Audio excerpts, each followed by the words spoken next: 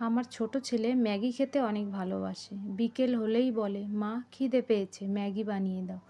আমি ম্যাগি জল দিয়ে সিদ্ধ করে উপর থেকে একটু ম্যাগি মশলা ছড়িয়ে দিয়ে ওকে দিয়ে দিই।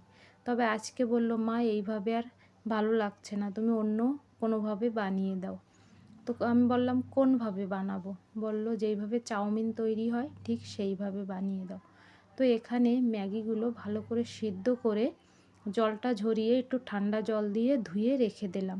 তাহলে কি হয়, ম্যাগি আরেকটার সঙ্গে লেগে যায় না, বেশ ঝরঝরে থাকে।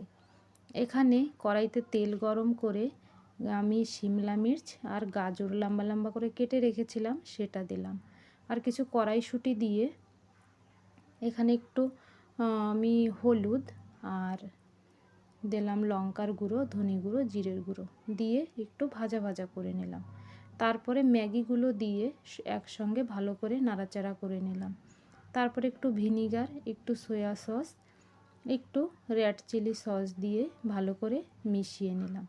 এবার উপর থেকে ম্যাগি মশলাটা দিয়ে দিলাম। আর বন্ধুরা, আপনারা ভাবতে পারবেন না, ম্যাগিটা অনেক ভালো হয়েছিল, একদম বাজারের চাউমিনের মতন। আর ঘরে বানানো খুবই হেলদি। আপনারাও কিন্তু আপনাদের বাচ্চাকে এইভাবে বানিয়ে দিতে পারেন। আর 2 থেকে 3 মিনিটের মধ্যেই তৈরি হয়ে যায়, বেশি টাইমও লাগে না। আর দেখুন কতটা ঝরঝরে হয়েছে। ভিডিওটা দেখে যদি আপনাদের ভালো লেগে থাকে, ভিডিওটাকে লাইক, কমেন্ট, চ্যানেলটাকে কিন্তু অবশ্যই সাবস্ক্রাইব করে নেবেন।